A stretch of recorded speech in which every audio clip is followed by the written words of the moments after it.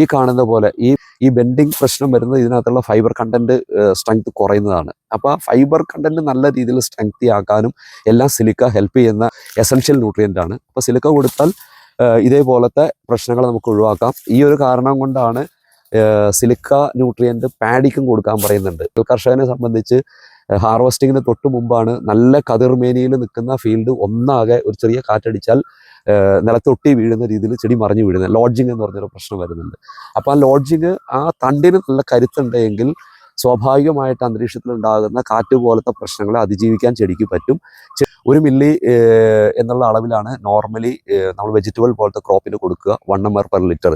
ആ ഒരു ഡോസേജ് കാടമത്തിനും പോകാം. വേണമെങ്കിൽ 1/2 ml എന്നുള്ള രീതിയിലേക്കും കൊടുക്കാം. വേണമെങ്കിൽ എന്ന് പറഞ്ഞതിൻ്റെ കാര്യം എന്താണെന്ന് വെച്ചാൽ ഹൈ വോളിയം സ്പ്രേ ആണ് നമ്മൾ കാടമത്തിൽ പോകുന്നത്. അപ്പോൾ ഹാഫ് ഡോസ് കൊടുത്താലും സഫിഷ്യൻ്റാണ്. ഒരു പ്ലാന്റിന് നമ്മൾ സ്പ്രേ പോകുമ്പോഴേക്കെന്ന് പറഞ്ഞാൽ 3 ലിറ്ററെങ്കിലും മിനിമം വെള്ളം നമ്മളൊരു പ്ലാന്റിന് സ്പ്രേ പോകുന്നുണ്ട്. അപ്പോൾ ആ സ്പ്രേ വോളിയം ഹൈ ആയതുകൊണ്ട് നമ്മൾ ഈ കൊടുക്കുന്ന അളവ് ഒരല്പം കുറച്ചാലും കുഴപ്പമില്ല. മൊത്തത്തിൽ വരുമ്പോഴേക്കും പ്ലാന്റിന് ആവശ്യമുള്ള ന്യൂട്രിയൻ്റ് അതിൽ നിന്ന് കിട്ടും.